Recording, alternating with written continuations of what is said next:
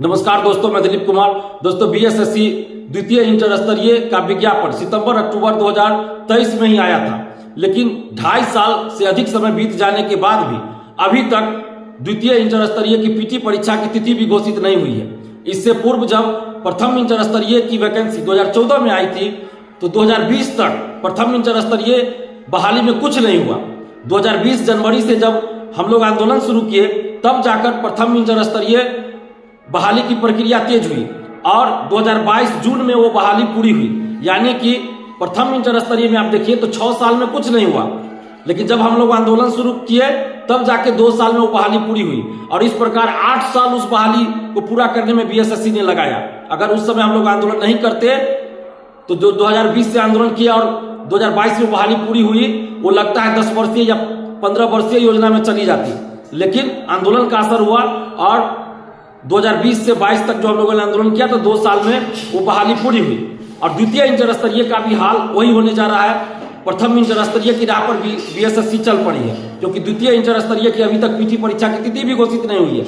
और दूसरी तरफ बीएसएससी सीजीएल 4 की भी पीटी परीक्षा की तिथि घोषित नहीं हुई है। यह लाखों अभ्यर्थियों के साथ घोर अन्याय है। और इसके अलावे बीएसएससी में संविदा वाला एक मामला जोड़ दिया गया है।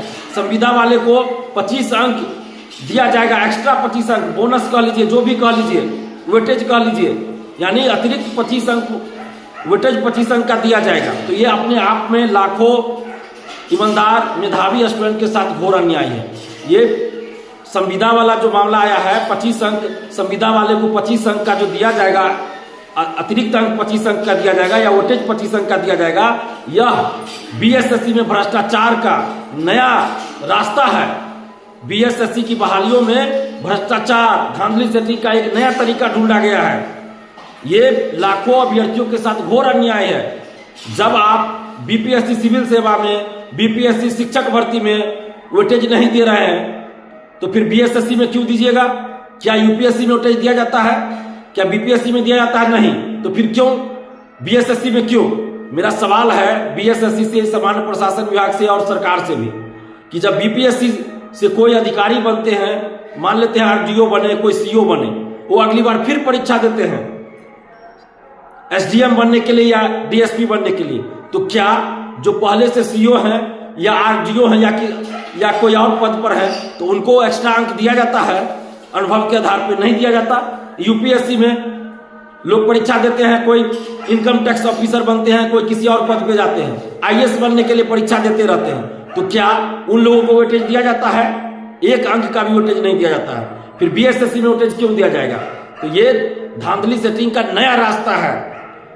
पहले कॉन्ट्रैक्ट पे बहाल करो, अपने लोगों को बहाल कर लो या पैसा लेके बहाल कर लो, और उसके बाद नई वैकेंसी में उसको 25 अंक का वेटेज देकर, 25 अंक अतिरिक्त देकर उसको बहाली में ले आओ, अच्छे पद पे ले आओ। 25 अंक या 1 अंक भी वेटेज देने का कोई सवाल ही नहीं उठता है। ये नई भर्ती जब होती है, नई बहाली होती है, तो उसमें सभी लोग एक समान रूप से फाइट करेंगे। एक्स्ट्रा अंक या वेटेज देने का कोई मतलब नहीं है। ये बीएसएससी में भ्रष्टाचार, लूट खसोट, धांधली सेटिंग का नया द्वार खोला गया है, नया रास्ता तलाशा गया है। ये बिल्कुल गलत है। ये बिहार सरकार के कुछ अधिकारियों ने अपने निजी स्वार्थ के लिए, निजी फायदे के लिए, अपने सगे संबंधियों को, अपने रिश्तेदारों को नौकरी दिलवाने के लिए इस तरह का रास्ता ढूंढा है। पहले कॉन्ट्रैक्ट पे बहाल कर दिए और अब उसको 25 अंक देकर नौकरी में लाना चाहते हैं। ये बिल्कुल ही गलत है। किसी को भी अतिरिक्त अंक देने का कोई मतलब ही नहीं है। क्यों दिया जाएगा अतिरिक्त अंक? हम नीतीश कुमार जी से विनती करते हैं, हम जानते हैं नीतीश कुमार जी, आपको ये चीज नहीं पता होगा, कुछ अधिकारी जो अपने निजी स्वार्थ के लिए आपकी छवि को खराब कर रहे हैं, मात्र कुछ अधिकारियों की वजह से आज लाखों अभ्यर्थियों के साथ अन्याय होने जा रहा है। इसलिए नीतीश कुमार जी से आग्रह कर रहे हैं, विनती कर रहे हैं कि बीएसएससी में जो संविदा वाले को 25 अंक देने का प्रावधान किया गया है उसको वापस लिया जाए, उसको समाप्त किया जाए और बीएसएससी द्वितीय इंटर स्तरीय और सीजीएल 4 की परीक्षा की तिथि जल्द घोषित हो।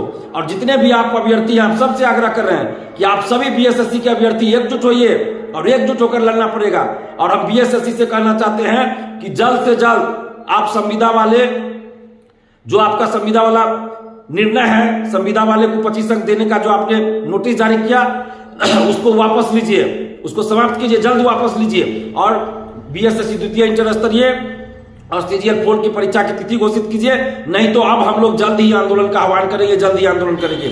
और आप जितने भी बीएसएससी अभ्यर्थी, आप सबसे आग्रह कर रहे हैं कि आप सभी आप एकजुट होइए। जिस तरह बीएसएससी प्रथम इंटर स्तरीय को हम लोग आंदोलन कर करके पूरा करवाए थे, अब द्वितीय इंटर स्तरीय और सीजीएल 4 को पूरा करवाएंगे। इससे पहले सीजीएल 3 का भी पेपर लीक हुआ था, आप लोग को याद होगा, हमने उजागर किया था।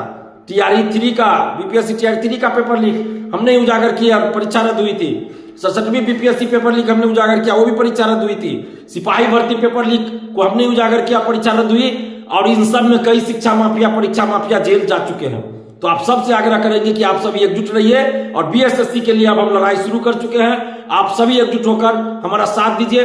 टेलीग्राम ग्रुप हमने बनाया है, उस टेलीग्राम ग्रुप को भी ज्वाइन कीजिए। BSSC second inter level and CGL 4 group का नाम है, आप उस ग्रुप को ज्वाइन कीजिए। और आप सबसे आग्रह करेंगे कि जितने भी बीएसएससी अभ्यर्थी, आप सभी एकजुट होइए और सरकार से और खासकर नीतीश कुमार जी से विनती करते हैं कि बीएसएससी अभ्यर्थियों के साथ न्याय कीजिए, इनके साथ न्याय कीजिए और संविदा को जो एक्स्ट्रा अंक देने की बात है उसको वापस करवाइए और परीक्षा की तिथि जल्द घोषित करवाइए। नहीं तो फिर हम लोग आंदोलन के लिए मजबूर हो जाएंगे।